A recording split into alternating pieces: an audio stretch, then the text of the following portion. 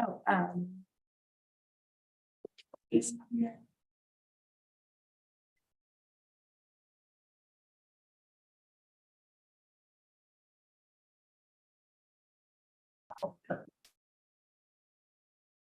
Okay.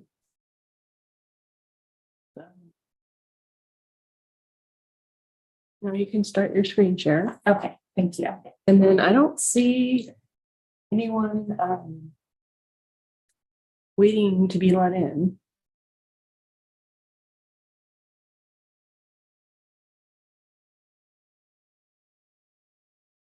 If you have it. Oh, on my host screen. I can, if anyone tries to join, I'll look in. Okay, You're waiting for someone named Kelly. yeah, Kelly should be joining remotely. Okay, via Zoom. Don't see her trying to join yet. Okay, if she does, I will let her. You know, if she's local or is she on vacation somewhere? She's taking care of a family member in the valley, I think. Okay.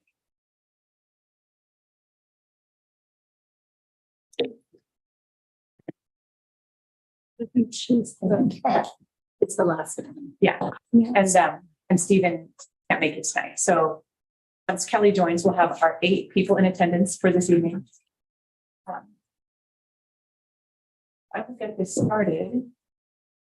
This, You have a phone for her by any chance? We could text her.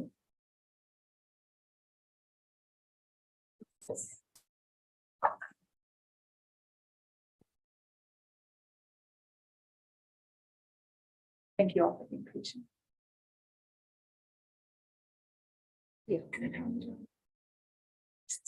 You too.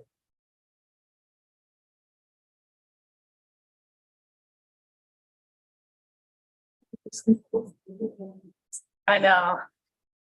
It'll stop it from moving around.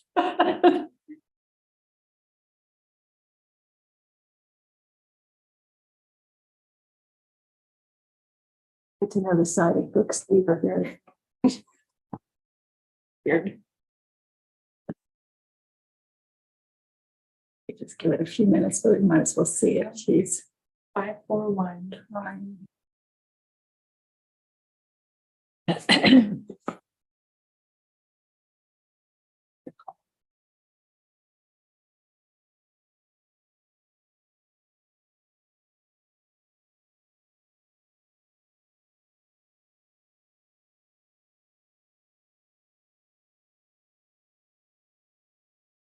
Hi, Kelly. This is Brooke Olson from City of Bend.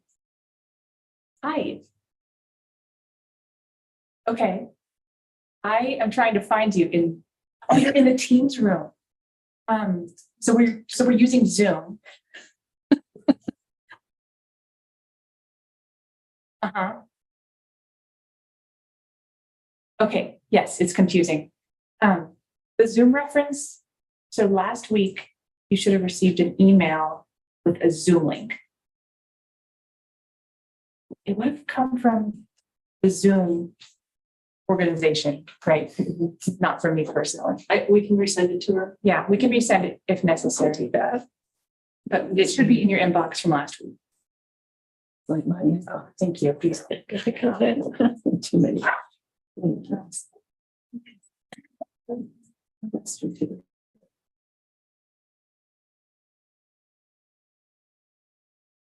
Yeah, it's okay.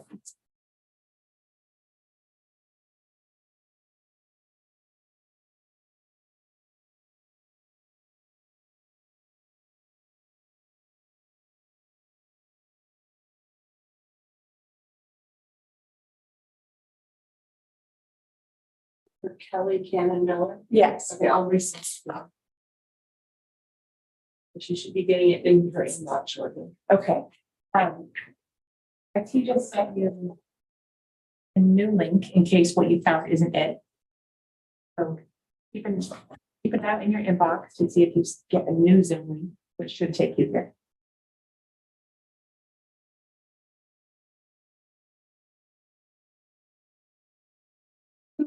This is, it should be, It's all good. It's just connected.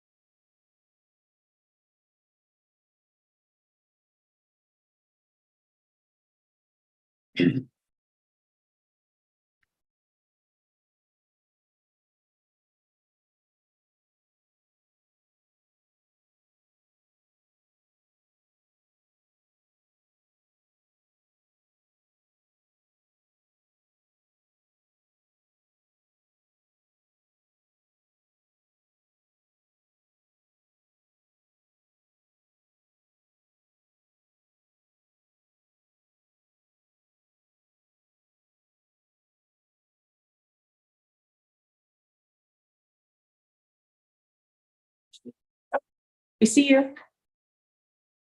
Hang up now. Great. Can you see us, hear us? I can. Awesome. Thank you for your patience with that. Thank Oh, everybody yeah, else. thank you for your patience while I sat over in Teams by myself. Team of one. it's always disconcerting. Okay, hello, everybody, welcome. I'm Mary Winters, I'm the city attorney. I was looking through the materials that were posted on the website and I saw my name 5 years ago in this room doing the same thing. I was like, I've been here too long, doing these same projects. But I'm excited about this one because times have changed and it's kind of a new approach that I think we're going to try to take. So, but what we're doing today is we're going to meet each other, elect a chair, and then Brooke and I have a PowerPoint presentation to go over with you. I think what we thought it was the important thing today is kind of ground us in the background. What are your policy considerations before we just like dive into data? We thought we should talk first about like, what are the parameters and what are we trying to do? I'm hoping this won't take 2 hours today. It shouldn't. And then we're thinking that we might be able to do this in 3 meetings. Today will be kind of policy background, more procedural stuff. The next meeting will be the stipend, gathering data and presenting it to you from other cities in Oregon. And then the third meeting, we'll have a presentation from HR on health benefits and your recommendation out of that. If the second 2 meetings take a little bit longer, then we can have a 4th meeting, but that's kind of the plan. So we thought we'd start by having you all go around the room and well, first maybe we can introduce city staff and then have you introduce yourselves to each other and what's your background and why you wanted to be on this committee. So I'm Mary Winters. I've been the in-house city attorney for about 14 years here at the city. Maybe the rest of city staff can just quickly say who they are and then get to the committee. Everyone, I'm Kate Schneider. I'm a senior management analyst in the city manager's office, and I am new as of this calendar year. I'm Laura Sukya, business partner. I oversee classification, compensation, and my boss Rob will normally be here, but he's at a conflict. He might be joining us later. And I'm Brooke Olson. I'm an associate city attorney here. I'm Ian Lighthizer, also with the city attorney's office. Normally would be at a planning commission meeting Monday night, but that's canceled due to a lack of quorum. So I'm really just using myself and just over here working and observing. Brooke and Mary are animals for our eyes. I hope we meet your expectations. I'm Lisa Donahue. I'm from IT. I'm just helping with the video conferencing system. Much gratitude. Thanks. Yes. For those. Yeah, really. So do you guys want to? Oh, yeah, sure. I'm Kathy Austin. And you wanted me to say why I'm here? Yeah, like your background and why you wanted to apply for this committee. Okay, so I've been in Bend 9 years, and in that time I've served on numerous boards and committees here in the city, including the Affordable Housing Advisory Committee for 6 years. And the previous one to that was the Arts Beautification and Cultural Heritage Committee. And then I've been on numerous technical advisory committees because my specialty is affordable housing. So anything that had to do with code revisions, homelessness, all that kind of stuff, SDCs, I'm on that committee. I see Mary way too many times. But personally, I had served as a planning commissioner for 4 years and a city councilor for 4 years in a very small city called Sebastopol in Northern California. And on my second year, I was mayor, and it was the kind of city council where they choose from you for 1 year to rotate through the process. And at the time, I had started my own practice as an architect. So I was self-employed. I had 2 young sons. I was in my late 40s, early 50s. And the only way it made sense for me financially to participate was that the city gave me health insurance for myself and my 2 sons. And I had made that suggestion numerous times to the council. If you really want to diversify, you need to address what the needs are of individuals that otherwise could not possibly serve. So that's why I'm here, and happy to just kind of provide background from my own personal experience and listen to what everybody else has to say. But I also really want to see us make the council available to anyone who really should serve, and to diversify who's there. And if it's seen as being something financially feasible for someone to do, they're much more likely to try it than not. So. Hi, I'm Deb Schoen. I serve on the Bend Park and Rec Board. Before that, I worked for 40 years in Park and Rec over in the Valley in Beaverton, Oregon. Served on a number of boards there between in my role as a Park and Rec employee, and have always thought it interesting that the boards and councils were elected and were not able to receive benefits when the organization was buying benefits for hundreds of people.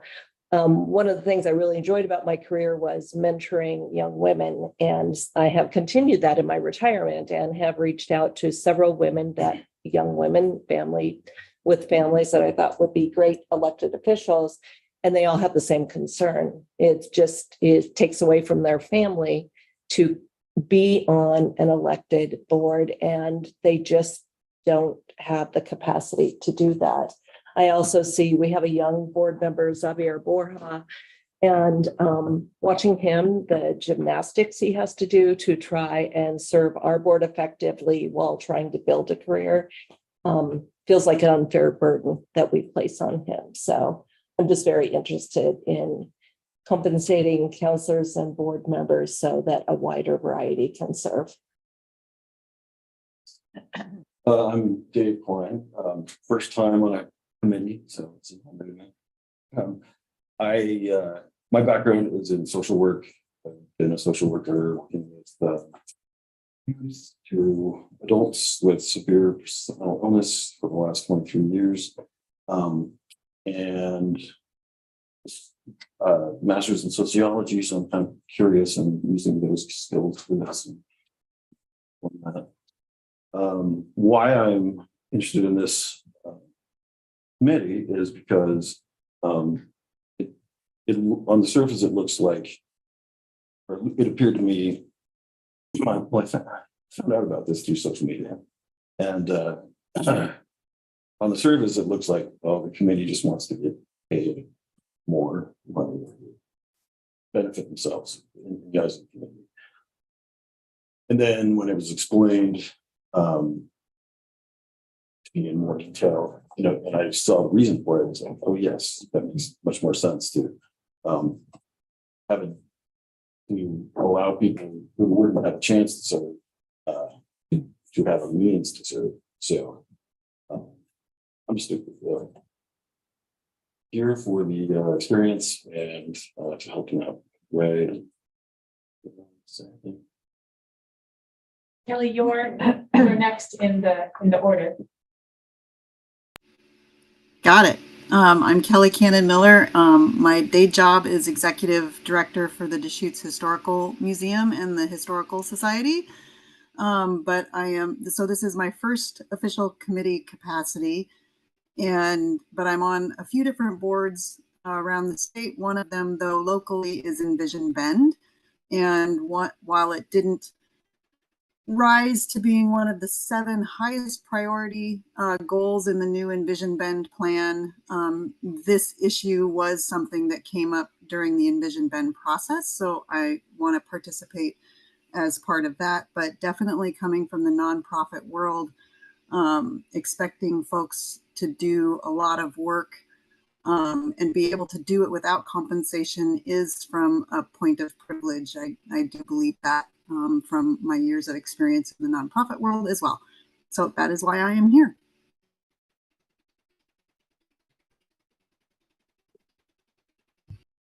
Yes. Yes, hi, Lou. I moved to Bend about 11 years ago. I had a career in communications. I ran a large international communications consulting firm, 1,500 employees, 1,500 consultants, herding cats. And I have a lot of experience with compensation management and compensation management systems and things like that. I taught for 15 years after that in grad school in communications, first at NYU and then at the University of Oregon. And I'm very active in the community. I chair the Council on Aging Board. And so I have a lot of interest in the issues that older adults face in our community. Also on the City Club Board and the St. Charles Foundation Board. So I'm busy with that stuff. I also play a pretty active role supporting political issues that are important to me. I'm a ghostwriter by training. I worked on Measure 110. I worked on Measure 114. I worked on the transportation bond. I served on the CTAC on the Transportation Advisory Committee. That's me. I'm Chris Cardwell. My background is compensation consulting. I retired 5 years ago. We moved to Bend at that point. We'd had a second home down here for 15 years before that, trying to figure out where to live, and we just couldn't give up on Bend. So we moved down here. We've been traveling a lot since we retired and after the pandemic. And now it's really time to start doing some volunteer work. I've never done anything like this before, so this is really a new experience for me, but I'm very much looking forward to it. And since this was kind of down my alley, I thought this would be a good one to start out with. So I'm very excited to meet everybody and start working with you. I'm Judy Stigler, and I got you all beat. Husband and I, Mike Dugan, lived in Bend. Next month, it'll be 45 years. So we can officially say we have seen all the changes. Population here was 13,000 plus a couple hundred when we first moved here. Can't even imagine. Yeah. I tell the story. Mike called me one day. He got hired at the DA's office, and he called me and he said, "Come meet me down at the corner of Greenwood and Wall." And I said, "Why?" He said, "Just come down here." The house we rented was just a few blocks away. So I came down there. He wanted me down there about 5 till 5. So 5:05, all the lights went to blinking yellow, and all the lights along Wall Street, you could just watch them go bing, bing, bing, bing, bing, bing, bing, as everything closed up. Any rate, like I said, I've been here a long time. I'm an attorney by profession. I've practiced in quite a while, but I've been on more boards and commissions than I can care to think. Probably one of the first ones I was on the Pine School Board back in the late 80s, early 90s. And I've been on state boards, local things, local boards, local commissions, or state commissions. I was, as I call myself, the one-term wonder in the legislature. I served in the 2009-10 legislative session, District 54, which then was called it the donut hole. 53 went around it, is the donut. Now they're all very much differently shaped, but I think I've had a lot of experience. Public service has always been one of my callings, and I've watched a lot of people who have a lot of passion and a lot of, I guess you would say, a lot of expertise to bring to the table, be reluctant to do so because of issues having to do with compensation, with being able to make a living and those kind of things. So, I mean, we pay our citizen legislators. We all like to. I teach part-time up at both OSU and COCC, and I'm teaching a state and local government class at COCC right now. It's like I tell my students, I said, we refer to them as citizen legislators. They're paid, hardly like it's 30-something thousand a year, 32,000 a year, but they're basically full-time. And said it's not reality anymore. It just isn't. So I think I bring a fairly unique perspective to all of that. And somebody mentioned to me that this council or this committee was happening. Would I be interested in putting my name in? I said, sure. My name's Heather Simmons. I've lived in Bend for almost 9 years now. Not quite as much as Kathy has been, but close. And my day job is working for Pacific Source Health Plans. And then prior to coming to Bend, I worked at Multnomah County. So just have some experience working within government, doing budgeting, program management, and operations. And then while I've been here, I've served on a variety of committees. I served 2 terms on the city's budget committee. And then I currently serve on the Affordable Housing Advisory Committee and got to serve with Kathy until she termed out recently.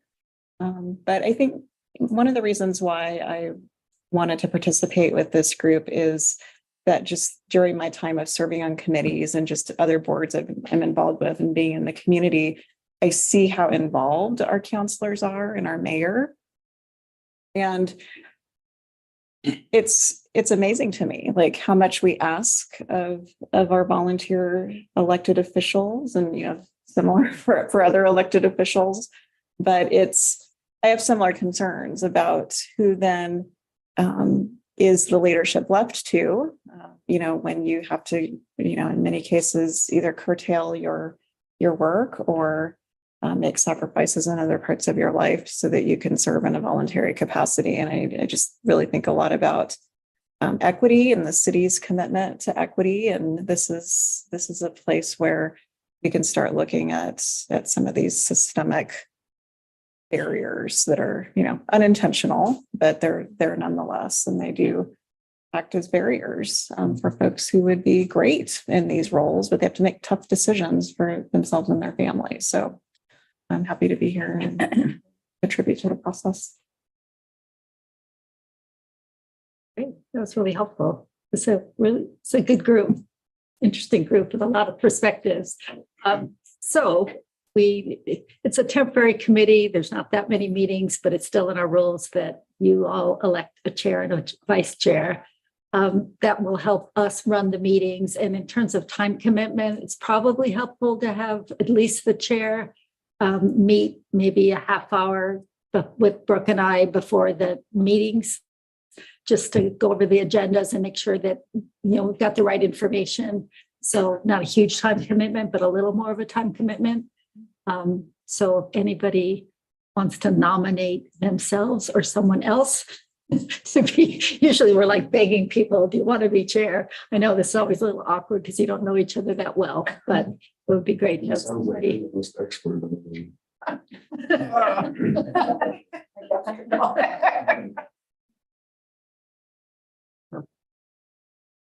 Okay, we have nominations. I mean, and the next meeting is on a Friday, I believe. Yes. Yeah, that'll work good. My teaching schedule is a little crazy right now, so. That works. Any other nominations? Well, maybe for vice chair, Lou might be willing. Huh? Let's start with the chair. So I have a motion for Judy Stegler. I make a motion to elect Judy Stickler as our chair. I'll second that. Thank you. All in favor? Aye. Great. I think that was easy. And then for vice chair, I'd like to move for Luke Posey to be vice chair. I'll second. Like duty. Very light duty. yeah, What a long dude. all in favor? Aye. Aye. Or whatever duty. Yeah. So it's all interesting. Yeah, that's great. So yeah, we'll let you know, just work with you with time. Okay. So that'll be before the next meeting. This meeting's pretty much planned already, Yeah. but that will be helpful before the next meeting. Going forward, yeah. So next, we usually, apologize for how boring it is for those of you that have been on committees. Usually I quickly go over the open meetings and open records and ethics issues for committee members. Those of you that haven't been on committees and those of you that have, you've heard this before, but it's really pretty basic. It's under the Oregon Open Meetings Act. You are now a public governing body, which means that any decisions or even discussions that you have need to be in this room. And not, if a quorum of you were to meet outside of this room, that's an issue with the Open Meetings Act. Really, the biggest concern we get into is nowadays is with email and social media. People don't tend to meet coffee and want to talk about city business, but people do want to talk on email and Instagram, whatever you want to talk on. That's the one that's the bigger problem. And since we don't have a city email for temporary committees, it's your personal email. So there, I would just say, we will be sending you, we already are sending you a variety of information. Just be really careful with the reply all. It's fine to write back to us and say, I'd like some clarification or I'd like more information. What you don't want to do is start discussing, like to say, oh, I think this about what you just sent. Because then if somebody else chimes in, all of a sudden you're going to get an email from me saying, stop, please. And honestly, counselors still do this after years of being on council. We're all just so tempted because this is what we do in our regular lives is we talk via email. So that's just and what we don't want is a public records request. And we've got to go and ask you for your personal email. So always copy Brooke or Kate, who's ever sending out an email. If you do, don't email amongst yourselves on any of this topic. I mean, this one's so straightforward. It's pretty simple. It's not like the community is dying to talk to you probably about counselor compensation, unlike maybe iPad stuff. There's other things in the community that are hot topics and it actually can be hard not to communicate. This one is probably more narrow. So that's probably the biggest thing is just be careful with your email communication. And I don't know, any questions on that? So we've been through this drill a fair amount of times. The other thing we talked to you about, and I know that Kathy's had to deal with this a lot on the tree committee, that's you are now public officials subject to the ethics rules. If you have it's a potential conflict because you're making a recommendation. So if you or a family member have a possible financial benefit or detriment for any recommendation you make, you have to declare a conflict before really you make any kind of deliberation. Again, this one is not, I mean, unless you're completely planning on running for council, I guess that could be a potential conflict when you make your recommendation. I can't think of anything else that you do in this committee that affects your work because it's council compensation. So it's pretty narrow. That's the only one I can really think of. If you thought, I am definitely want to run for the next council, that might be a potential conflict that we'd have to think about. Other than that. Or an immediate family member. Or an immediate. who intends to run. Yes. Yeah, if you have a spouse, brother, sister, mother, I can't remember if it's cousins or not, but talk to us if that's in your world. I don't have to worry about that. All he does is golf anymore, so So you're fine. he's done. Okay. So we go on to the PowerPoint. So here I'm going to just make sure we are all grounded in the history of how we got here. So in 2018, there was the ballot measure approved by the voters. Until then, council compensation was in the Bend charter.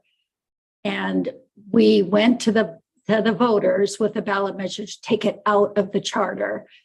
Probably, and we put it into the Bend code.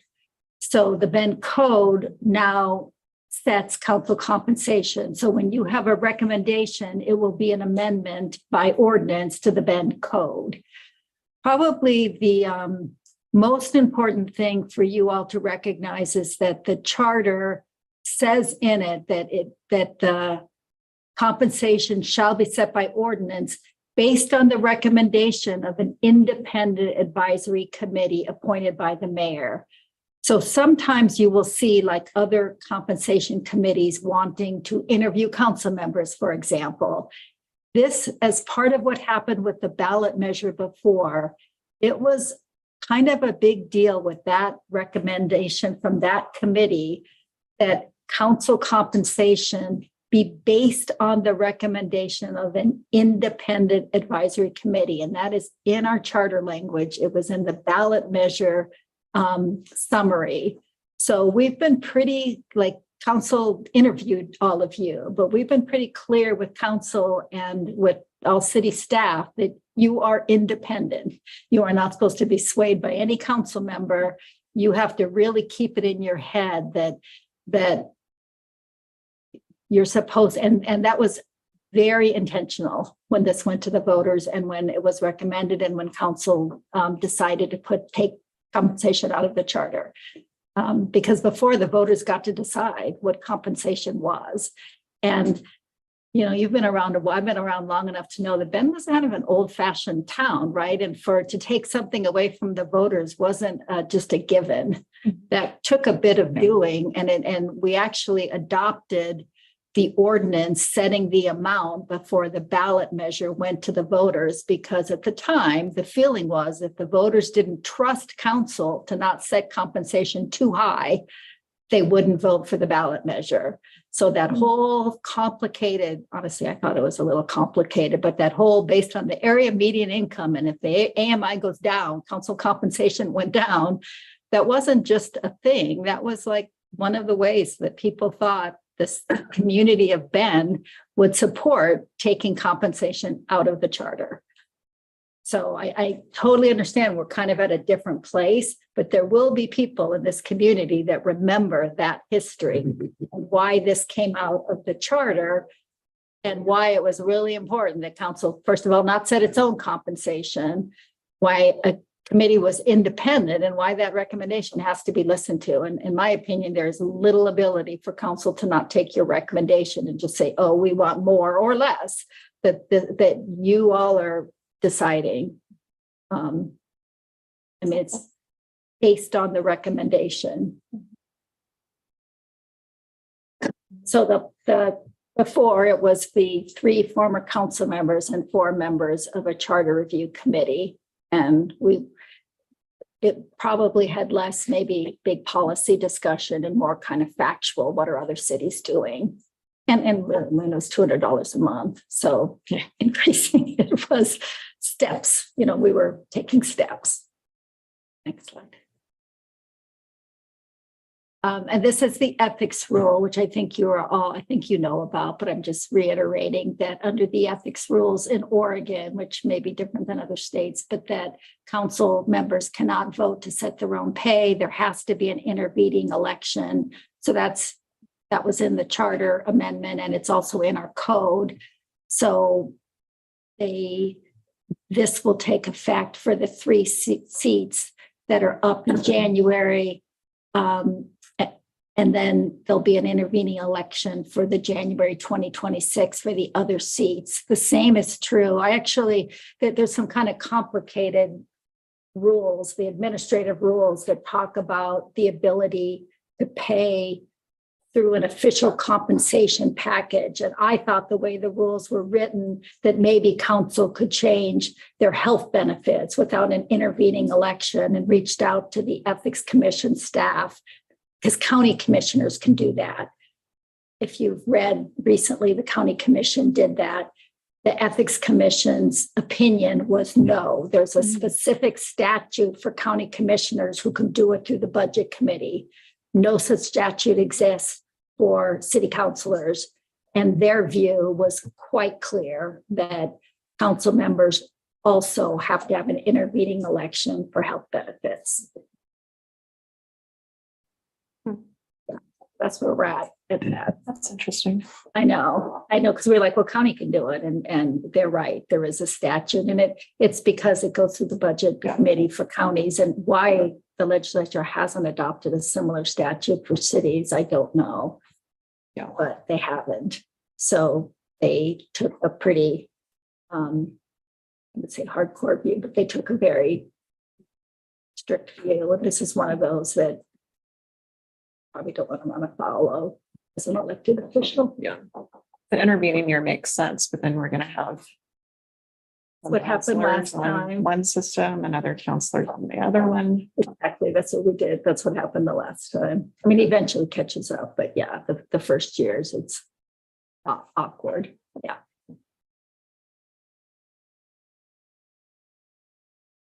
So this is the current system. It's 10% of the AMI based on HUD calculations.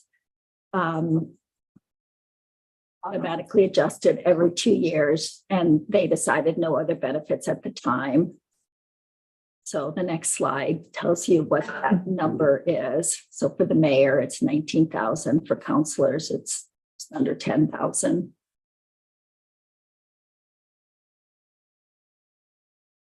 Next slide. So the other thing we wanted to be sure you all understood is that counselors are not city employees. We have what's called a city manager council form of government. And per the charter, the city manager is the administrative head. The council appoints the city manager and the municipal judge and has no other employees or no other authority over any other city employees. We're a home rule city and it's all in our charter, but they really have the policy level. That we've gotten into this several times, probably in the last 5 or 6 years, about what happens if a counselor does something that the community doesn't like, that is even a crime, sexual harassment, and really per our charter, counselors could only be removed by one of the reasons set forth in the charter. And they're pretty narrow. It's incompetent, recall, conviction of a felony, taking another lucrative office, like if they run for a state office, ceasing to reside in the city, that's come up, and conviction of a crime involving moral turpitude. And that's all. So we don't, and the community can recall them, but it makes it this kind of somewhat odd scenario for counselors who have so much authority and power in a city, but we don't have that. The voters have control, and their control is even somewhat limited. It's a recall petition. We did a whole memo because there was a time that there were various departments that wanted to do background checks for somewhat valid reasons of boards and committees and commissions and volunteers. And we did a lot of legal research on whether that was allowed under state and federal law, and concluded absolutely couldn't do it for council members. It came up when we were trying to replace council members when there was a vacancy. There were some people that said, well, we should know what is their background if we're going out and asking people when council appoints. And our legal conclusion was, even if you found something, you couldn't do anything. We have no authority over finding something about a council member because the charter doesn't let us do anything in that case. They're not employees. We have legal concerns about defining a counselor as an employee for wage laws and unemployment insurance, and what the kind of insurance that they have through we have city county insurance and its officers insurance, and beyond that, they're not covered. So we bring this up because every time we chip away a little bit at doing things like health benefits, it starts to blur the line. And there's lots of cases, and I won't go into all of the HR and legal gets nervous. And it doesn't mean we shouldn't do it. It just means there is case law that it doesn't matter what you call someone. It matters how you treat them. And the cities in Oregon that give health benefits, give it through CIS, city county insurance, and they have a particular kind of plan for counselors. We don't give health insurance through CIS. We do it through Pacific Source. So I understand what they might do in California. I just With a similar system, the CIS. yeah, we can't, and that'll be a question for another day. We're going to get to that with HR. I just say this because we're looking at health benefits, but we hear people, well, let's pay for childcare and let's pay for a whole lot of things. And the question that is before you is stipend and health benefits. And we'd like, and one of our legal reasons for being careful there is that when you start to blur the line, PERS, it gets messy fast. And it's the community members that if we started to treat counselors as employees, it is a cascading problem. So many things get raised, and we have people out in the former counselors out in the community. It gets really messy fast, and it's Oregon law and federal law. And so again, we're totally open to looking at health benefits, but we encourage us to keep it there. Understood. Yeah. So just to clarify, these health benefits would be through CIS? No, they'd be through Pacific Source. Okay. Yeah, with CIS won't, it's 50,000. We could go to CIS, but our plan design would completely have to change. We don't have as good of coverage here in Central Oregon that we have with Pacific Source. Because all of our employees are covered by Pacific Source, and it's been a long and complex scenario. Yeah. They have the kind of insurance that we have, and They were they're bargained, and Okay. yeah, I mean, those are all part of our CBAs, and it's a Mhm. system we've been with. Yeah. To add 7 people would be, so we'll get there, and HR has done an amazing job of really working with Pacific Source Okay. to find out what options are available. How long is the term of office? For council, 4 years. 4 years. Mayor's the same. So is there a conflict of interest if I also work for Pacific Source? And I'm making a determination that would benefit Pacific Source as a company? I don't work for the commercial line of business, so I don't either, so. No. Yeah. it doesn't benefit me Just at all. clear. That's a good question. No, I don't think so. I think if you were a broker selling a Yeah. plan, then you worked on commissions, that would be something. Okay. But if you're like a salaried employee, that Okay, so it would have to benefit me personally. yeah. Yeah. No, it's a business with which you're associated. What you work for Pacific, so we both work. for Yeah, Pacific. I'm not sorry, I'm Yeah. just observing. I think that is potentially. Yeah, I don't think so think there's any too. Extinction. But It's a business It's with- a business or how you're compensated or whether your compensation is. Yeah, it doesn't. So that. But it's just a potential conflict, and all you have to do is declare it and say, I work for Pacific Source. That's a potential conflict. So I would just say you're making a recommendation. So the ethics law is you're protected if you declare a potential conflict of interest. And then you're fine because you're not making the decision, you're making a recommendation. Okay. So that's probably the thing to do. It feels pretty attenuated, but it's still best just to make we both work for Pacific I Source. officially declared. Yes, Okay. yes, that's smart for us to do. Okay. Yeah, that's good you brought that up. And what Mary mentioned a minute ago about the specific tasks that this committee is tasked with, that's an important thing to remember from the resolution. We're not here for childcare. The council has directed this committee to recommend an increase in the stipend and to consider recommending an award of health insurance to council. So that's all defined in the resolution, what you had in the link. So those are the walls that we're working in. Are things like, are we to use or stick with the same methodology that you've used in the past in terms of determining the stipend, the percentage? Not necessarily. No, not Okay. necessarily. So- You could so- say we don't. Yeah, no, the next meeting, we'll give you a chart of a more recent chart of what cities in Oregon are paying. I would say, I'm not aware of any city that uses this method that we use, the 10% of AMI. And really that was, 5 years ago, we weren't really in the recession, but coming kind of out of it.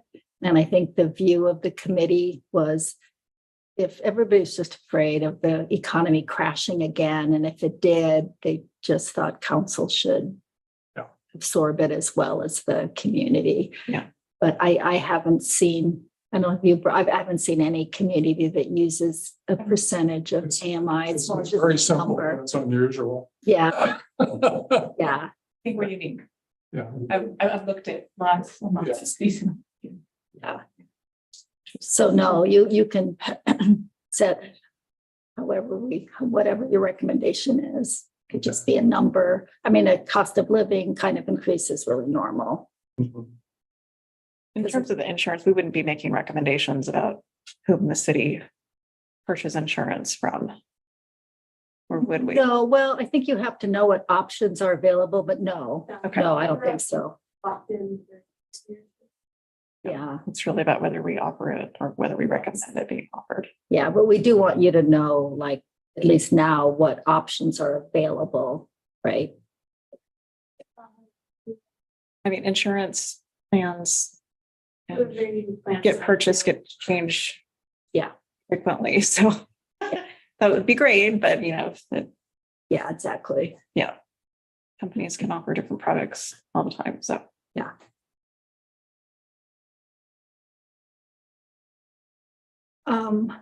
So this, I think you probably are all aware, but we wanted to just talk a bit about the level of involvement that has changed in more recent years. We updated the council rules in 2022, and kind of coming out of the pandemic and some changes in state law, public meetings are now available virtually as well as in person. And that, I think, has added to the council. You probably see this at the parks level. It's added to just access to council meetings and to councilor time. And probably one of the biggest changes we've seen is that in addition to the traditional city issues of, like, when I came here, one of the biggest things I dealt with was surface water and infrastructure and land use, the UGB expansion. And now, a lot of our time is absorbed with homelessness, with equity, with housing.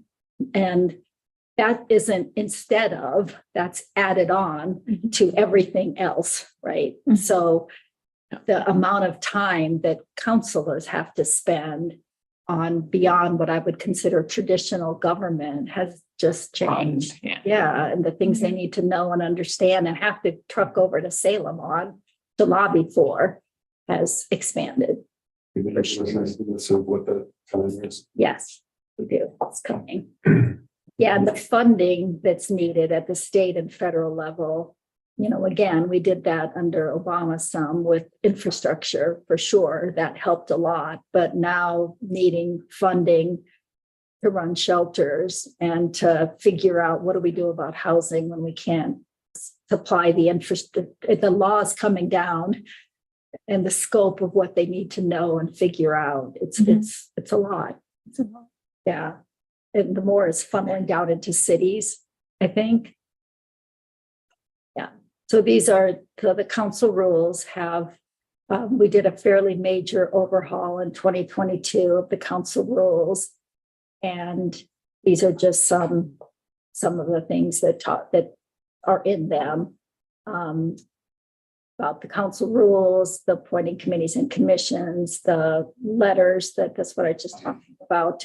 We were finding that we were getting so many letters to local and federal legislation that we couldn't go to council every time. So the mayor is now able to do that without having to go to council. Just the time to what goes on the agenda can be a lot for the mayor. That used to be simpler, and now we have a whole process for scheduling requests because it wasn't working for counselors to say, I'd like this on a schedule. We now at the first work session of the month is when they're allowed to bring forward scheduling requests.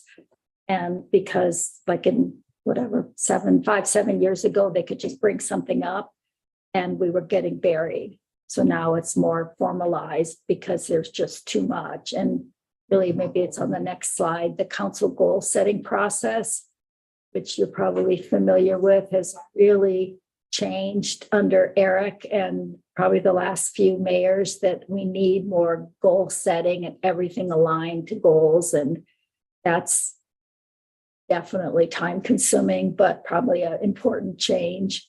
We've developed this roundtable meeting process, which is a more informal way of meeting on community topics that council wanted to be able to reach out and not have such a formal kind of, stand up at the podium with your 3 minutes. They're liaisons to a lot. The goal setting is a couple-day retreat. So your policy basis, as you go through this, you all identified a lot of what is in here. And when you went around the room, the barriers to participation, the commitment to equity, the data. You all know about the Human Rights and Equity Commission, or if you don't, we've established a commission in the last few years, which is really something the city of Bend needed and is a focus of this council for sure. I think, so this is my 4th or 5th council, and this is the youngest and the most women on the council since I've been here. And probably, I probably, given my age, I get a little sensitive when everybody doesn't want retired people anymore. But it is true that when you have a family and the ability to work and go to council meetings, it's a barrier. There's no way around that. It's a barrier. And have a job and then to do something you don't get paid for. So everybody knows that.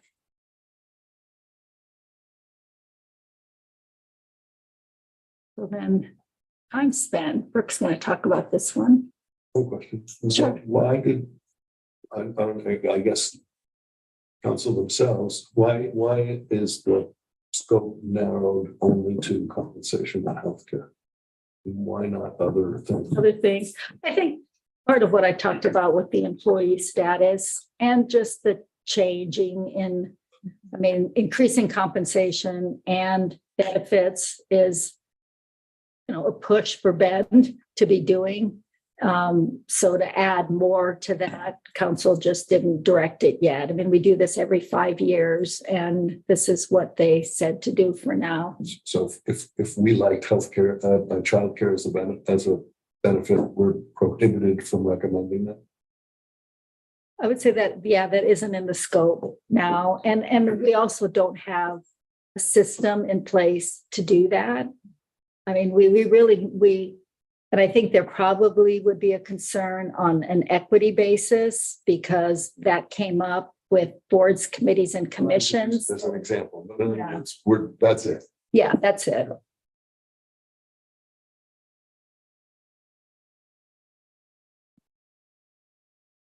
So several of you expressed preliminary interest in hearing about the average hours spent by council members in their positions weekly. So I went ahead and contacted all current council members and a handful of former council members, including former mayors, and asked them what their estimates were. This week on the left shows who's a mayor, who's not. And you can see it really varies. And that phrase, "it varies," was common from the lips of every person I spoke to. Because you can have a really light week with just a packet to review and other times of year, you're a lot busier. So that's why you see the big range in everybody's answers. Some other comments that folks shared were changes in expectations that they've observed throughout the years, throughout their terms. As this community has changed, the community perhaps expects more of counselors, more engagement, more meetings with community stakeholders, meetings with constituents. And of course, as email has become dominant, I know that takes up a lot of people's time in responding to floods of emails that go to the council.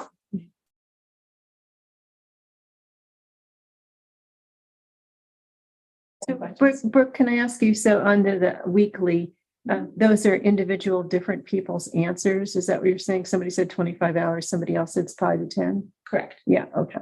And some of those are past. Yeah, so this list comprises both the entire current council and a few former council members too. Mhm. And former mayors. And a few former mayors, yes. I know I specifically asked for that, so it's pretty interesting to see. Yeah, it kind of aligns with my observations. I wonder how many people in the public realize that counselors are volunteers. I wonder if most people realize that, or just a few. Most people have no idea how a city works, how it's paid That's what I would for, say. what they do.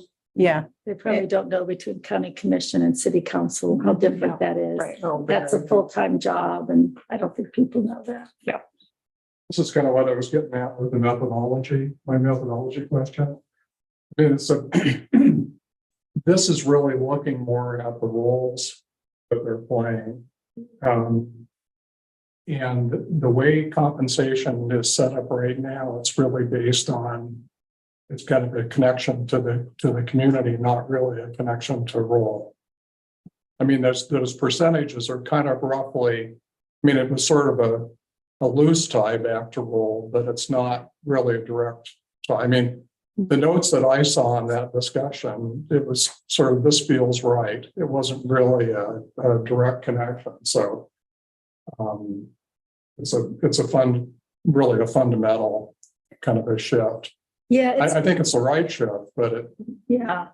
It's kind of an interesting concept because if going back to the council rules, the requirement for a counselor in the council rules is they must go to council meetings and they need to be liaisons to committees.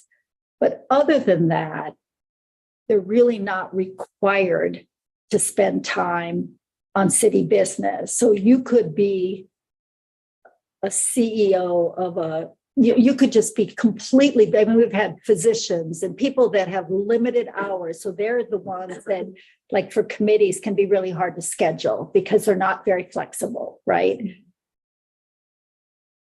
I guess I'm trying to express there's some danger in being too tied to hours because they could be the most effective, best decision maker up on the dais, great at understand, see to the issue, and be one that's a 5 to 10 hours or 2 to 3, that's all they have. And I don't know that the community thinks I don't know that hours necessarily equates to being the most effective decision maker for the city of Bend or any counselor. that's Right? kind of Isn't an employee. That's why they're not employees, they're politicians. And that is a very different thing than an employee who has to get a particular job done. so really the thing to focus on is more requirement rather than actual. Maybe, I mean, I think we want diversity so that more people can run. And like, to me, the night meetings is a big deal. I remember thinking when I had young kids and I was an assistant city attorney, there's no way I'd do this if I didn't get paid. I wouldn't pay $75 for a babysitter and go to a night meeting. So I think there's certain things that are really hard as a working person, but other things, you're a politician, you answer to the community. If the community's happy. To some extent, it's a balancing, Yeah. it's a balancing act in there. think we can. Well, and I think there's so many committees that each counselor is on multiple Right, committees as a liaison. And I know, like, for instance, Barb Campbell never missed a single city Affordable Housing Advisory Committee in 6 years. You know, she was there for every single one all the way through, you know, and so when I looked at on the city's webpage of all the committees and I saw just how many volunteers are, I was astounded by how many.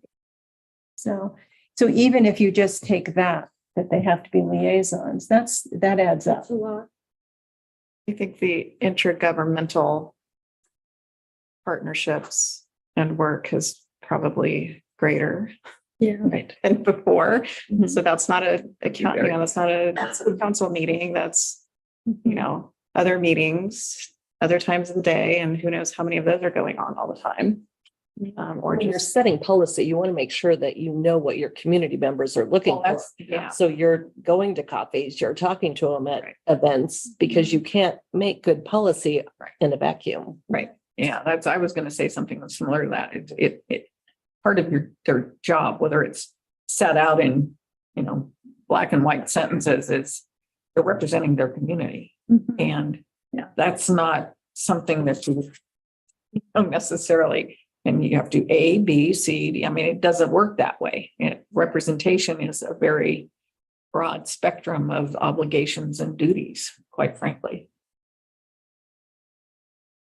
It's an art, not a science in a way. Exactly. To look at exactly how much time are they spending, how much are they legally required to spend, how much do we think in terms of broadening who can serve, so there's a lot that's going to go into this mix. Didn't we say the mayor was a half-time job at some point? No, and under the charter, it says that the mayor is another counselor. It was by design that the mayor in our form of government, there are some duties like running the meeting, and we do see the mayor as the figurehead. But it does, the mayor, like some charters have the mayor can break a tie vote or actually has different powers, but not in our charter. Mayor is the same as Are under. we defined? Definitely, no.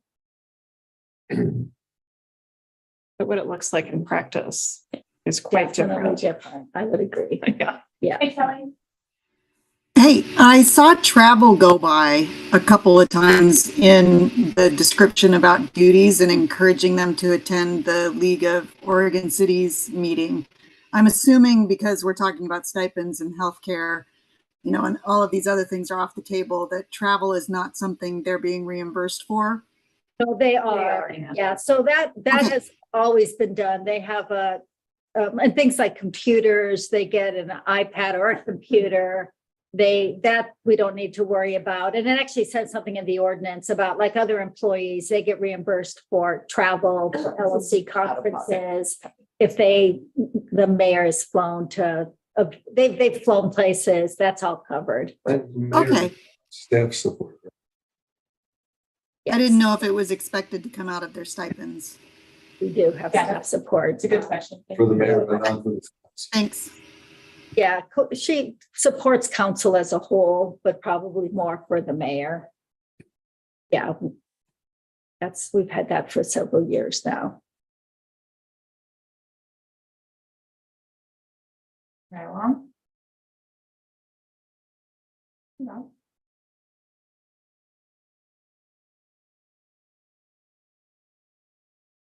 Everyone, this is Rob. Yeah. You entered the room. Do you want to introduce yourself? Hi, I'm Robin with AER.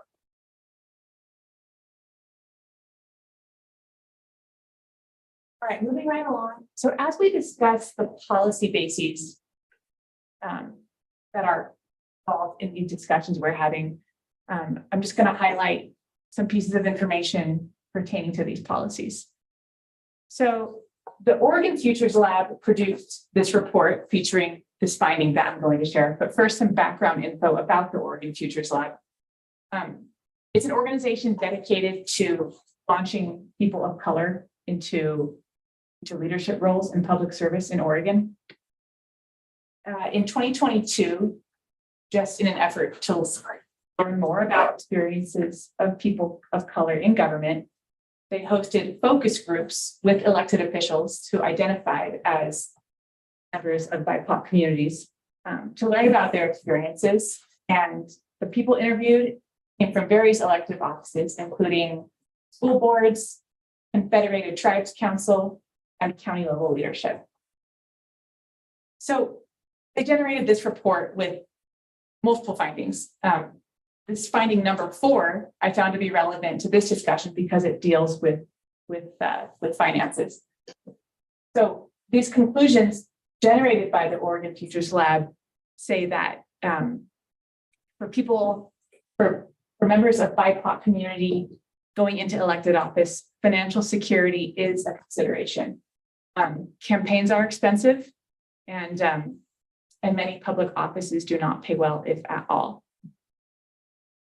And this overall lack of meaningful compensation can be a challenge for people from the BIPOC communities to maintain their jobs, have families, and balance all their responsibilities.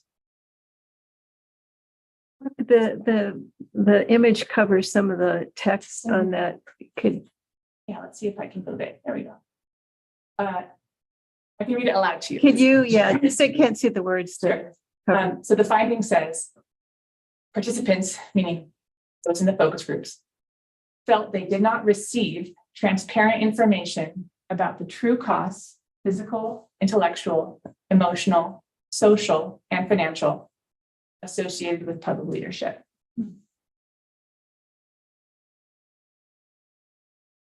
We can link, we'll make this report available to you. We'll put it on the website. Okay, good. So I have a fair amount of experience with campaigns and then, and it costs at least $20,000 to get elected to city council. It's more to get elected to mayor, especially if it's contested. If it's contested, could be more than that. So compensation, and you look at what it cost them to get the job in the first place. There's a pretty big gap. And Do you know, Lou, as far as equity is concerned, it's also, I mean, it's a considerable issue Well, you have to be able to be out there. to be able to Beat the drum and raise the money. Money to, you tracked how much is donated, how many people that have ran have been able to raise money and how much has been personal? my personal experience is that most of the money, campaign money that I've been involved with has been raised, not Yeah. a rich person. I think that's a fair, yeah. Just my knowledge of. It would be unwise to do otherwise if you were a candidate. Yeah. Well, there are those occasions where there are people out there. Yeah. Well, friends Have a and pot of family- money. I mean, I'm sure friends and family, Yeah. you know, are a component, but Yeah, that's the primary.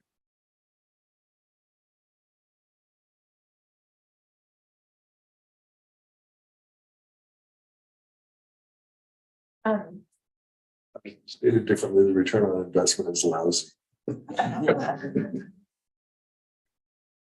So in conclusion, in this Oregon Teachers Lab report, they made several recommendations based on their findings. And one of the relevant recommendations involved compensation. So one of the lab's goals is to, and I'll read that out loud so you can see it, Kathy, is to transform government structures, support BIPOC leadership pipeline from organizers to elects. And one of the recommendations to achieve that is advocating for fair compensation in current public service positions. And here they allude to investing in people and organizational infrastructure. I think that can take a financial side and any other component that you might see, but they recommend championing a healthy and thriving BIPOC leadership pipeline centered around building community power by investing in people and organizational infrastructure. So to make another comment there. Our pipeline is small. And so like when you talk about Zavi, for example, I mean, these people, the people who are willing, interested in contributing are very, very few. And there's tremendous, It gets spread very thin. yeah, well, yeah, because there's so, every organization that I know in town has equity as a goal, finding it virtually impossible to beat. I think Zabi said last time he was asked, he was on 21 boards, That's crazy. which is just crazy. Yeah, No one's gonna do that. I'm on 6 and that's nuts. Exactly. And of course, this report is from this lab focusing on the BIPOC communities and giving them resources. But I think the diversity, I think the diversity underlying the policy bases for this discussion can take any form. It can be economic diversity. Sure. So really, this is just one corner of that discussion involving this BIPOC focus group. I mean, the last committee, the elected mayor was almost secondary. What really the committee wanted was the ward system, which council declined to move forward with. But I would say all of those community members gave their time because they wanted a ward system, which largely, like what Brooke is saying, came out of a desire, right or wrong, whether that was the right mechanism or not, but to have more geographic diversity and socioeconomic diversity on council. That was the driving force. And they believed that a ward system, I'm not sure that was true, or it has been borne out in other communities of our size, but that was their driving opinion, that we're too West Side dominated with, there were views, and that was the diversity that group really wanted on council. And so there's definitely a view of Bend of many areas that we lack geographic and socioeconomic diversity on council.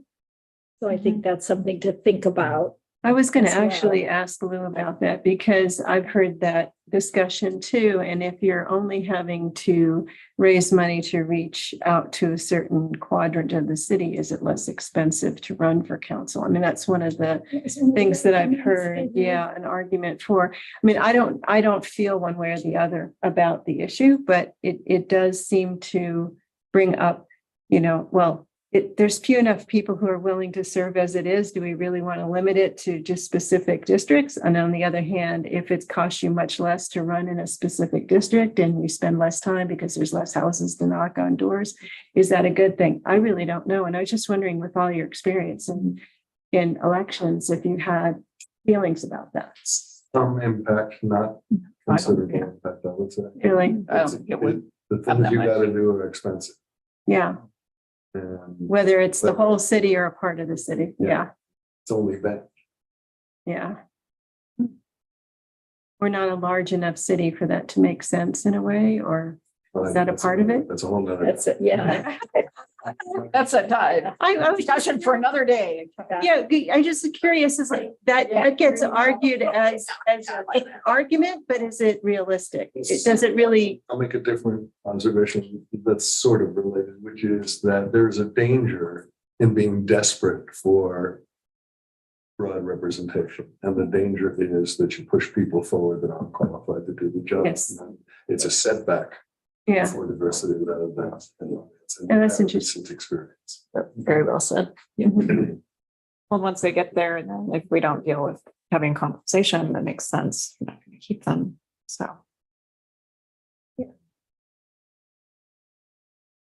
I'm glad you brought it up though, because I have heard that argument. I was curious if that was a part of the discussion or not. So to take a more Oregon City based perspective on how to reduce barriers, we went ahead and contacted 15 other Oregon cities to get their insight on barrier reduction to participation in local government. So we asked these 3 questions that you see. Has your city taken any measures to remove barriers to participation on council? If so, what were those measures? have you taken measures to support or encourage a wider diversity of people to serve on council? What were those measures? And does your city follow any best practices to achieve these objectives?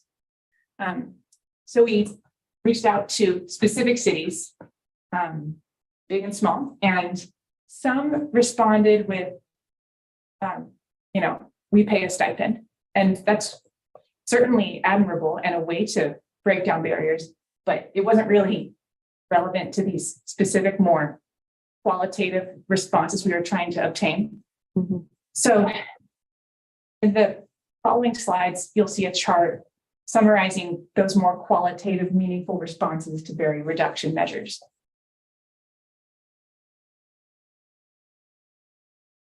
So the city of Hillsborough is one of several cities in Oregon that runs a type of internal civics academy, where they invite members of the community to come and participate and learn about local government, what the city does, and how to be involved. We do too. The city of Bend does? Well, chamber, I mean. The chamber does that. Yeah. They do, yes. Should then. Yes. So the city of Hillsborough runs its own civic leadership academy, and the city's goal in doing that is to encourage participation in local government. This response addressed their stipend resolution. So when they increased stipends in 2022, the factors considered are interesting. In addition to stipend increase history, they compared with other cities. They considered what it means to balance public service with family, professional, and personal commitments, and the ability to attract a diverse set of candidates. Similarly, the city of Beaverton runs the BOLD program, which is it's an acronym, Beaverton Organizing and Leadership Development, which is similarly another civics academy. And it hosts civic engagement training for emerging immigrant and refugee leaders and leaders of color in Beaverton. So that's certainly a more focused type of academy. The Beaverton also partners with Unite Oregon. It's a key part of the city's cultural inclusion program to boost engagement of underrepresented communities in city government. The city of Tiger is less structured than the previous two. Their recruitment for city council seats has typically fallen to existing council members. And more recently, Tiger councilors have taken it upon themselves and made it more of a priority to recruit a diverse group of people. And similarly, city staff are starting to have conversations about diverse recruitment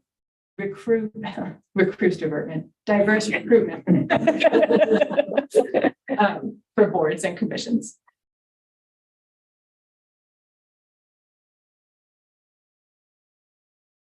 In Salem, they do simultaneous interpretation of city council meetings in American Sign Language and Spanish. And in Forest Grove, the city council recently considered diversity when making recent appointments to fill some council vacancies. And the city also posts bilingual English and Spanish materials on its website. Wilsonville is another city that hosts a civics academy. I believe any member of the community can apply to participate. It sounds like their academy is very experiential. They go on sewer tours, water plant tours. They tour Coffee Creek, and they also go to the Capitol to visit their local reps. And Wilsonville also has established a DEI committee, and that committee is exploring ways the city can make serving in local government easier for financially burdened people and non-English speakers.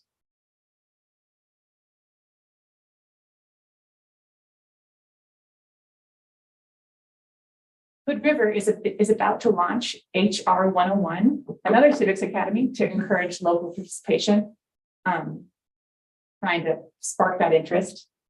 And like Salem, the city does a lot of English and Spanish publications. They advertise in English and Spanish, and they're also considering creating a nonpartisan workshop on the mechanics of running for office. The more technical elements like deadlines and signature requirements. And the city of Lake Oswego is the final respondent to provide these meaningful qualitative responses. There, they host some pretty interesting events. They host a quarterly mayor's roundtable discussion where anybody can come and engage and ask questions of the mayor and councilors. The city presents this event as an entry point to local participation. One of their objectives is simply to spark interest among those in attendance to participate. Likewise, the city also hosts a council recruitment open house for community members. And there, mayor and staff present info about the council, what it does, the election process. They're also going to host a similar one for boards and commissions. I think so too. So all of those steps taken by those cities are great and creative. And I think they can really show us some of the steps other cities in Oregon have taken to achieve these objectives that we're talking about here today. Of course, creating a civics academy isn't within the scope of this committee, but the reasons for creating those academies are similar to our goals here. So I think it's important to share those actions taken to kind of start turning these wheels and discussing our policy objectives. I think some of that can increase engagement, and then just also to some of the comments about having more transparency around what it's really like to serve. You can kind of start uncovering some of that in these academies so that folks aren't quite so surprised when they get into these roles. But then what do we do to help that role be? So beyond our immediate scope, we could have a sidebar of other recommendations that the council could consider. Is that what we're saying? Some of these kinds of ideas that we might come up with is, I know in our tree committee, we're doing that. If our scope is very narrow, but we've identified all kinds of other issues that would be helpful. Would be good. Yeah, and that second bullet, potential effects on council decision-making. We got from one former mayor, a kind of interesting perspective. I think that most of the people are similar to what you've been saying here, that we're looking for increased diversity, really like pay more, and we'll get a broader category. One former mayor had the perspective of be careful that if counselors have something, particularly benefits that they maybe could lose, they could potentially be afraid of losing something very valuable. And that could lead to a fear of making unpopular decisions. And this counselor said, I mean, look at what's happening with the Republicans right now, like the wanting to hold on so tightly was just something this counselor said, think about, that we do see politicians who don't want to be out of office. And my own view is there's many complicated reasons for that. I'm not sure that benefits is one of them, but that was just a perspective. If you're legal concern, That's just a perspective. it's like a job. Yeah, exactly. Benefits. The more you don't want to lose it, right? I mean, yeah, and again, politicians. Well, again, I was going to say, I mean, I think, I understand that from a perspective, but I also think that most of the people that get into positions like this or run for office like this they're motivated by a variety of things and, I mean, we're never going to have a situation where the compensation is way up here and, oh yeah, that's what I'm going to do. Then I'm going to run for that job because it, you know. Healthcare is a weird one in that regard because get elected to council, you decide to go with the Pacific Source City program and then you got to give up your current insurance. And then you're going to take it for 4 years and then you're going to have to go chase new insurance again. Yeah. It just doesn't, I mean, it's a benefit for employees. There's not really a benefit for this kind of. Yeah, that's something we'll have. I was going to say, I think Kind of that's buy in or not, and A good discussion. yeah, that'll be a good discussion. Yeah. Yeah. so- I think though, you know, what I've been thinking about as we've been talking through this, I think it would be good for us to look at the council's goals. And to see which things compensation could really support and which things compensation really doesn't impact. Because from my experience, what separates a really good compensation plan from one that isn't are those organizations that have really thought through the goals of the plan and really thought about, you know, how competitive we want it to be, what things we want it to reinforce, you know, those sorts of things. And that really, and once you work through that kind of stuff, coming up with the number, the art and science of the number is, it kind of falls out the other end, you know. Otherwise you get kind of caught in these loops of kind of talking through some of these things, and it's really hard to kind of get to a conclusion. But I think that alignment back to the goals, I think, is a real important part of this process, in my opinion. That's a good idea. And when you say council goals, Chris, do you mean like the official council goals that the council has developed, or rather the goals of this? Well, we're talking about trying to increase the diversity of people that are wanting these roles. Well, you know, so how could compensation help with that, or how could it hurt that process possibly? You know, I mean, I just think that talking that through, I think would be helpful. Just for clarification, equity is not the only driver of this question, right? In other words, just like fair compensation for the amount of hours you have to put in is also a relevant question, right? Yeah, definitely. And remember, I mean, whatever you decide, everybody's going to get it, no matter who they are. They're going to get that It amount. might So, be late in some. yeah, I mean, it's, yeah. But I do want to say that people can decline.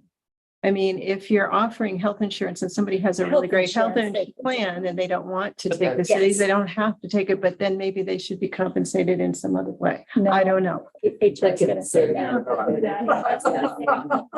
But you'll get Well, to that. what I'm saying is it's up to each individual to accept the compensation or not. Yeah. Yeah. So. I mean, the dollar amount, I don't think there's ever been a counselor that hasn't been paid the stipend. Yeah, they always get the stipend. So the stipend will be the amount that you decide on, and that's what they get. Whether it's Well- 5 to 10 hours or 35 to 80. Yeah. Yeah. And I wanted to clarify some of what I was trying to say with respect to the potential effects on counselor decision-making if that compensation increase. Unless, you know, if we were paying people way up here. Yeah. Let me just put it this way. I don't know of any person who's ever run for office who doesn't want to be reelected. I mean, the point and purpose of running for that office is I'm in it to win it, period, plain and simple. And believe me, what I was getting paid had nothing to do with it one way. You know, I got paid okay as a legislator, but that wasn't the point and purpose. And it frankly didn't come into play at all in my decision-making process. So unless we were going to go sky high and, you know, sort of out the window, I think what it can do is it can level the playing field from the perspective of who may be enticed or who may want to get involved at that level, who may want to, sort of dig in and say, yeah, okay, this at least makes it bearable. This at least makes it worth my effort to, time, effort and energy to get in here. I think I have a question on the screen. Thank you.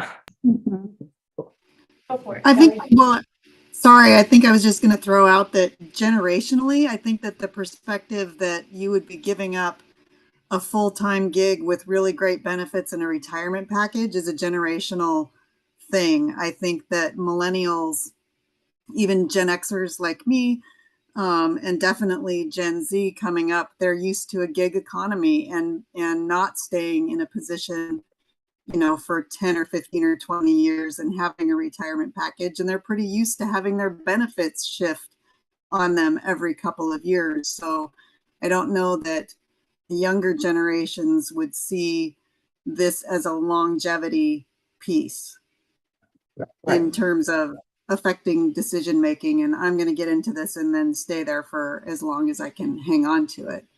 And I think the job burns them out much faster as well. So I agree with Judy that unless we're talking about offering, $100,000 a year, that I don't worry so much about it being such an influencer. I think that, maybe we should talk more about to what extent are there perceptions that city council should be more like staff and be employees and be paid similar. I don't think that's what we're talking about here, but I think, what are our guardrails here? Like, is that the ideal? Is it somewhere in between? But then I kind of go back to what are the expectations that are spelled out in the charter or wherever they are? And do those really need to be updated to be like, okay, this is in today's world, what this job looks like versus it's just attend meetings, which we know that is not the case anymore. And then, because then they sort of reinforce each other. So I think if we continue to have expectations on paper, they're really not true. Where do we then tether our compensation conversation? Because they seem kind of disconnected to me at that point. Yeah.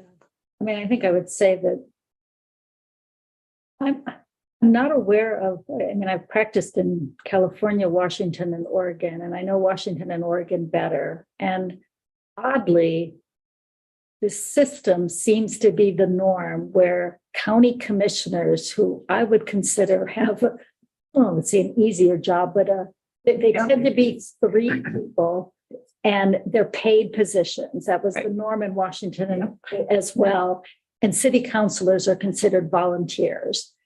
And I think that's a bigger kind of change in society.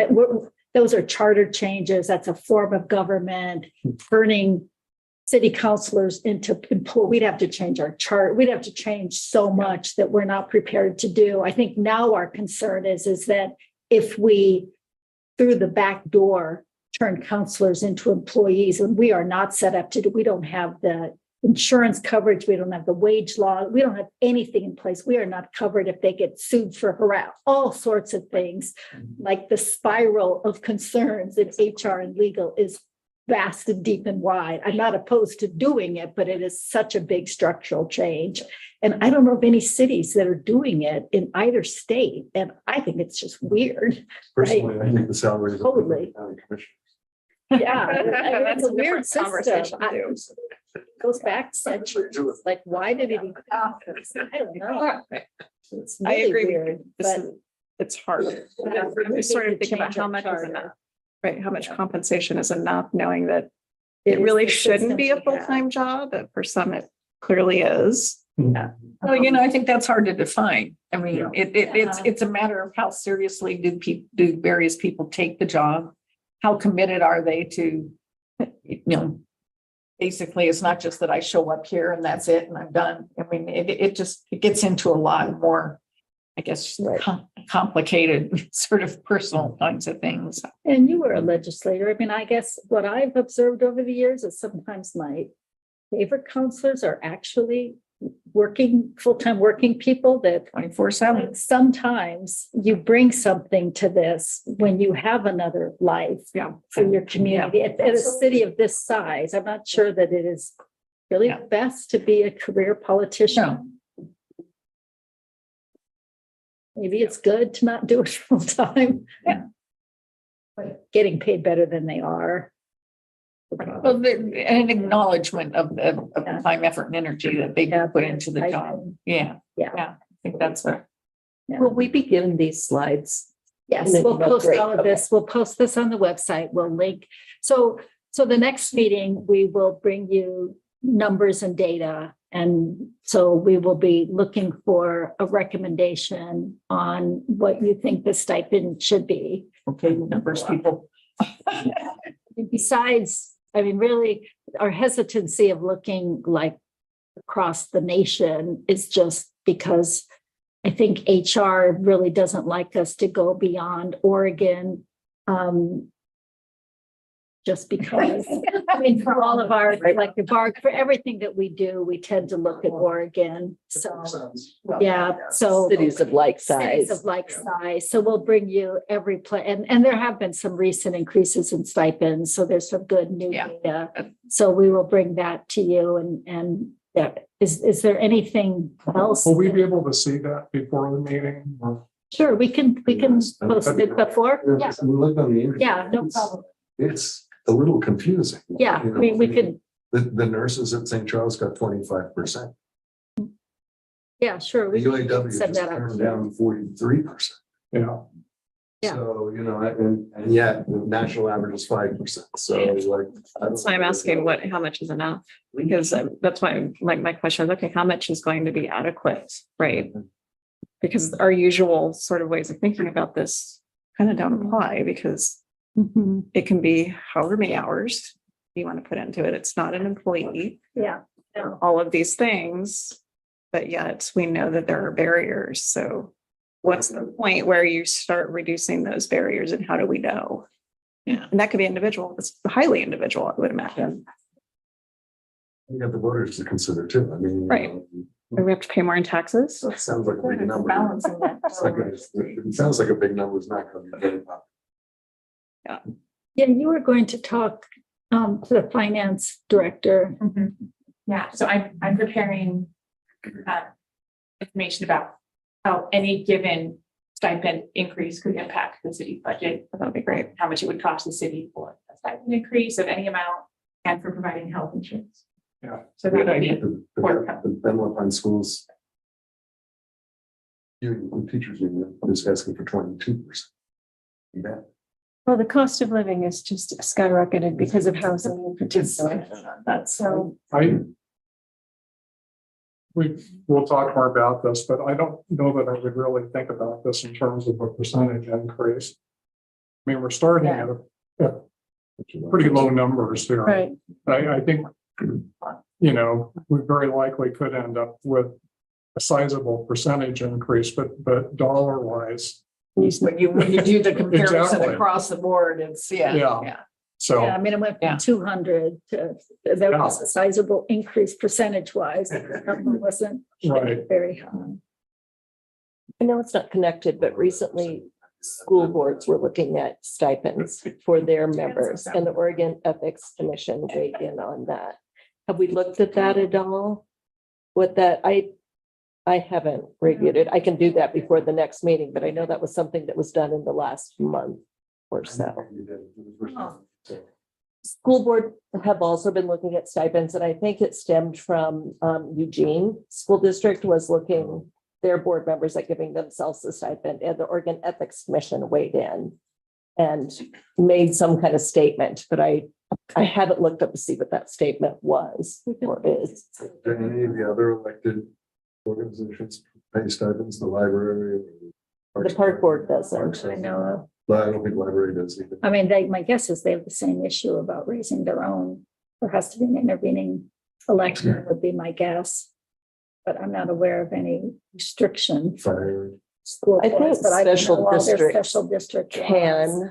They can do it themselves, but it's not popular. Yeah, imagine not. Thanks for we what you have, did so far. yeah, and thank you for having us. Really Very great interesting. information. Yeah, this is gonna be interesting discussion. I know. Yeah, Chris mentioned wanting to see the stipend data chart Yeah, we can send for that our out. next meeting. If there's any other prior requests that you want to see beforehand. Just the numbers so we Yeah. can digest them ahead of Mhm. time. And this information, so I can. Yeah. Yeah. That. Is there? So it'll be on the committee website, is that where you'll load it? This Yeah, will be there. This will be on the website and we can send you directly and also post. We kind of debated, like, would it be more helpful to make a decision on health benefits before you got to the stipend number? But I think Rob is not available, so that made the decision for us for the next meeting. I think that was the problem. So that's why we had to do it. Stipend first, then benefits after. Oh, speaking of meeting availability, I just wanted to get a verbal sense of everybody's availability in December. I know it's a busy month, so before even trying a Google poll, I just wanted to see if people could be generally available for, say, like the middle 2 weeks before the solstice. Is that feasible? I'm not. You're not, okay, Yeah. so Okay. this is what I'm inviting, please. Yeah. Yes. Yeah. Early in the month, yeah. Okay. The first 2 weeks are better Yeah. than the last 2 weeks for sure. Yeah. It's gonna generally be true. Yes, okay. So it depends on the day. And is this time good? The Friday one is earlier in the day, right? Yeah, our next meeting's up from 3 to 5 Okay. on Friday the 17th. Yeah, Friday. I think you're right. 14th? This is too. No, the 17th is on Friday, yeah. Yeah. Yeah, 2 to 4. 2 to 4. Okay. Thank you. Okay, so if there's general availability for the first half of December, we'll try to schedule our third meeting then. If it's not possible to get a meaningful group of everybody here, then we can look forward to January. Okay. But I'm gonna try and make it happen, so you'll hear from me. Beautiful. Where are the council goals? They're on the website. On the website. Okay. Yeah, we could send you the link. And Okay. there's also, in addition to just the goals, of a dashboard that shows all the action items and where we're at. We can make, And one of the goals is accessible and effective city government. Yeah. Examining council compensation is a goal. This is a goal. So there's more around it, but that is not in one of the goals. Okay. And the goals get updated We do. periodically, so. Quarterly updates, and we can send you the link to make it easy Okay. to find them. Great. One of the questions I had, I don't know if it's possible to get this, but when you engage with other cities around their stipends, are they able to, do you think we'd be able to understand their justifications for the decisions they made? And then if so, can we understand that to give us some sort of idea about where the first starts? So some of them have available justifications, like I think it was Hillsborough who published the factors they considered in making their stipend increase. That type of information isn't as accessible in all cities. Yeah. But I've been trying to identify it where it is available to share with you. Great. I mean, sometimes the ordinances have findings that explain why they did what they did, if they've done it. Yeah. See if they have ordinance findings for any that have done it somewhat recently.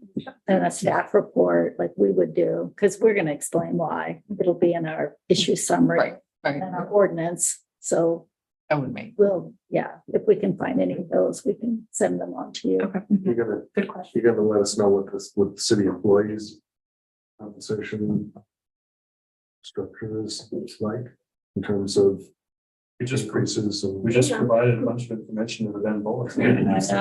So fun. Like what kind of information? Well, it was compensation system structure, guidelines on increases, annual increases. Yeah, we can do that. Yeah. HR can do that. And we have represented and non-represented, which are a little bit different. So the Fill us all out. represented are all in the collective bargaining agreements, but That'd be great. keeping track of everything. I was keeping notes. and I just lost it. Everything we said we're providing. Did you record this? You could just look at it again. You're not recording. Okay. So say if you have a boring evening coming up, you can just, you know. Do it again. Yeah. City stuff, so. So goals and.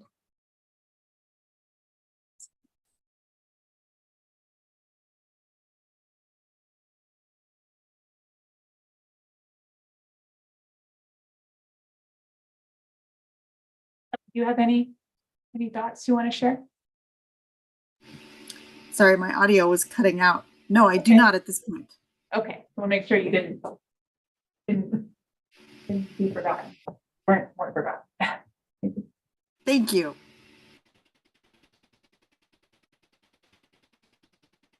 Okay, thank you. Yeah. And you'll be in touch. with- Yes, we'll be in touch. Before the, Yes, we will.